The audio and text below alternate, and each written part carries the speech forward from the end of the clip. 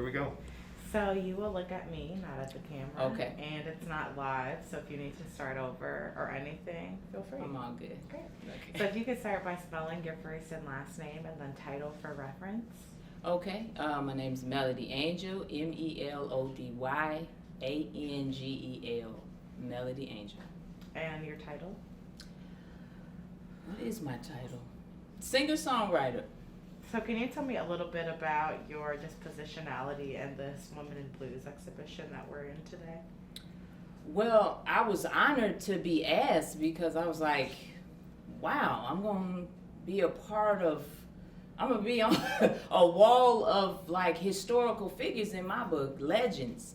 And to be a part of that was just a great honor for me. I mean, I told my whole family about it. I was just so excited. So it was a blessing. Yeah. Now, are you from Chicago? I know that you're Chicago based, but Yeah, I was born and raised on the south side of Chicago. So. And how did you come to find an interest in blues? Well, I think it was probably just started with my family. My whole family sings or plays something. So, and when I started to get into guitar, I just wanted to listen to the greatest guitar players to learn from because I was self-taught. And the greatest guitar players are blues players. So it led me right to the blues. And from there, I just kind of developed my own style and just kept going with it.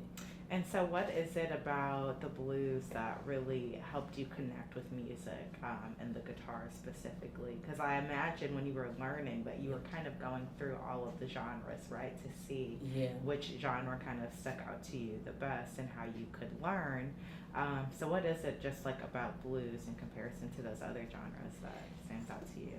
Yes, my introduction was Prince and then Jimi Hendrix. And the thing is, when I got into Jimmy, he was extremely influenced by the blues. Every part of him was wrapped up in it. And so I realized if I wanted to be a great guitar player or even a good one day, I had to really get into the blues. But once I did and I started listening to the music, I realized that the blues was the genre where you could say whatever you wanted. You could literally pour your entire soul out onto a song and everybody would feel it because that's what the blues is. You can just tell your story. And that's what really like captured me. And I was like, oh, this has to be a part of my music because that's the kind of music I wanted to make. And so what has blues allowing you to tell your own story? Like what has that allowed you to do in your tenure as a blues musician? Well, it's allowed me to be very honest about the things that have happened to me in my life and how it affects me and how it affects the other women in my family. It's allowed me to connect with other women so that they know that they're not alone with the things that they're going through, especially as Black women. And that's been a great honor for me to even be able to receive their messages. They send me messages online just saying, hey, you know, that song really touched me, or I really thank you for that, or whatever. And so it's built a connection I wasn't prepared for. I never thought it would happen, and now it has. So I'm very grateful. That's awesome. How long have you been playing the guitar? Man, I started at 15, so 15 years. Wow. Yep. Wow. That's awesome. And so what, just kind of getting people familiar with your work, what are some of your accolades? What have you been doing maybe the last couple of years? Yeah. I think maybe thinking of like what were you doing right before COVID hit? How did you kind of adjust your overall mission as an artist during the pandemic, and what are you kind of working on right now? Well, I'm kind of all over the place. I've played a lot of places, the Apollo and overseas in a lot of different countries I never thought I mean, I have a passport. It's outstanding, like a lot of my friends and family have never been out of the country, and a lot of them haven't even been out of Chicago. So it's really a big deal to be able to travel the world and do music. I'm very blessed. One of the biggest festivals I did was the Byron Bay Blues Fest in Australia, and that was amazing. And then they had me back. And actually, right before COVID, I was supposed to go back to do like a tour in Australia that I was super excited for. And so that was kind of devastating to lose that opportunity. But I'm sure something else will come up in the future. But I try to stay busy and do whatever shows are available. Now, are you not saying some things that you've done? Because I'm not familiar. So if you're leaving things I'm leaving some stuff out. Yeah, you should say that because I don't know what they are. So this is definitely your time to talk about you and your work. Really, just like your proudest moment. I'm trying to see. Well, I've played. Oh, so I've had several projects come out over the years. I had an EP come out, a woman's blues, that I was very proud of. I've had one of my major songs is a song called In This America that just speaks about how fearful it is to think about having a son one day in this America and just being scared of what could happen to him. And that song has really touched a lot of people, and I've performed it literally all over the world at this point. I'm very proud of its success. And this new album that I just made is called She Black, and it's literally, it was kind of scary because I've never been this honest on a record before in my life. I wanted to create an album that literally spoke about everything that I've been through, and everything I saw my mother go through and my grandmother and just black women in general. It is literally what it feels like to be a black girl, a black teenage girl, and a black woman. And I'm the most proud of this project that I've ever been for anything. It's exactly what I wanted to say and how I wanted to say it. Now, how would you say it aligns with your overall goals, like your long-term goals as an artist? My long-term goals as an artist is to continue to make music that I believe in. I want to continue the great legacy of the blues and rock and roll and just all of the music that black people created. I want to keep pushing it forward, keep pushing the boundaries, get the youth involved. I've started a nonprofit organization called the Black Revolutionary Collective, in which I plan on using my skills as a musician and an activist to help my community. And those are my long-term goals, to continue to do music I believe in and to help my community as much as humanly possible.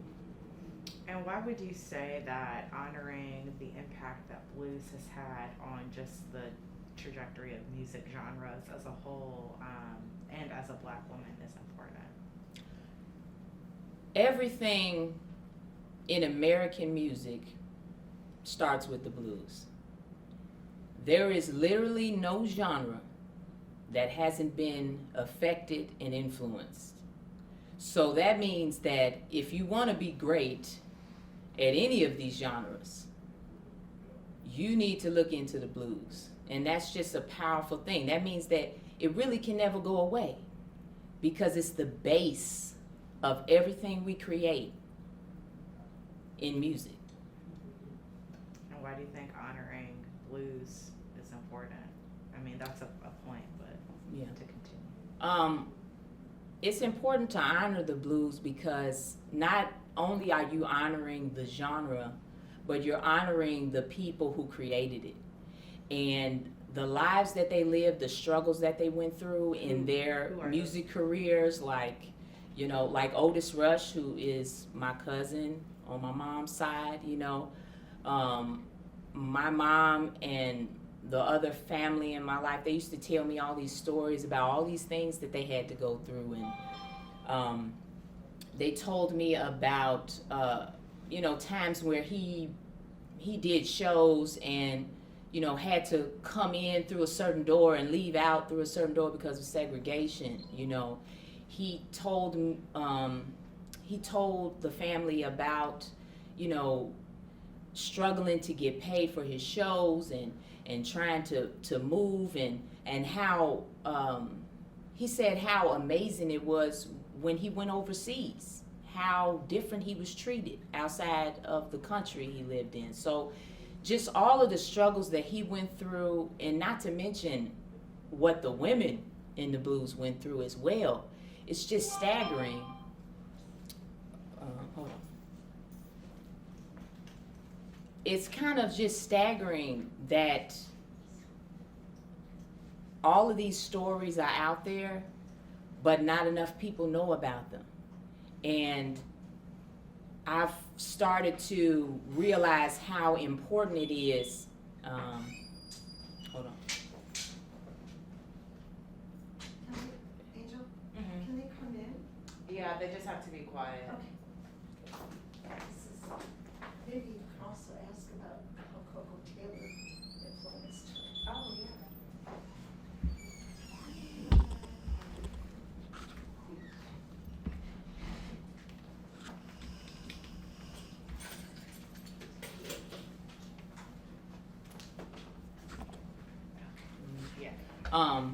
So what I was saying was I've started to realize how important it is to get the message out about all of these legendary blues artists so that their stories don't get lost. I think, I'm sitting here talking about making music and telling my story. I don't want Big Mama Thornton's story to not be told, for everybody not to know about her. I don't want for the next generation to not know about her. I don't want the next generation to not know about Coco Taylor. I don't want the next generation to not know about Buddy Guy. All of these people that meant so much to the creation of this music that literally just spans generations and moves into all other kind of genres. It's just so important. The country's talking a lot right now about teaching the real education, the real history of black people in this country, and that's gotta include black music history. Who created this? Who built this up? Who sacrificed? Who strived to do amazing things for the first time? I mean, you're talking about these were the people that did it first. And we need to get that knowledge out there to the youth so that they know where they came from on every level, not just about slavery, but about all of the amazing things that their ancestors created. Because for me, learning about my history, learning about music history, built me up in such a way. My self-esteem was built up by knowing that I come from a people that not only found a way to survive through the most horrific circumstances, but they thrived and they invented and created things that we all love today. So, Very well said. thank you. Yeah. So, gotta calm down. Yeah. Very passionate. Thank you. Okay. I don't know if she wants to. Okay. Yeah, and then just the last question of thinking about the influence that Coco Taylor has had over the trajectory of your blues career. Yeah, I think you know what it is? It's like having like a auntie or a grandmother that was just so incredible, and then you get to be like, yeah, I'm from Chicago, where Coco Taylor's from. You know what I mean? It kind of it gives you a I don't know, it's a vibe. It's like, okay, so you might be tough, you know what I mean? And then you want to raise yourself to that level too, especially when you go outside of the country or outside of Chicago. You want to represent because you come from a place where they were amazing. So you can't come out and be so. You got to represent, and that's what I think of. Like, raise the bar, be as as powerful and as emotional. Give it all on the stage, like she did. Is there anything else that you haven't said that you think is important for people to know about you or your work or? Yes. Actually, yesterday was the 365th day of a running protest that I started for Breonna Taylor. I'm running every day for justice for Breonna Taylor, and I won't stop running until we get justice, basically. So yesterday was a big milestone for me, just running, and also just to let everyone know that this is still happening and that it's not over. We really need to focus on this, and just because we get, one situation like with George Floyd, yes, we got a conviction. They all need to be convicted. Murderers need to be convicted, all of them, not just one to appease people. All of us need to receive justice anytime this happens, or else it'll never stop. So I just want to keep putting her name out there, keep saying her name, Breonna Taylor, Breonna Taylor, Breonna Taylor, because her mother's still out there fighting, and we need to be fighting too.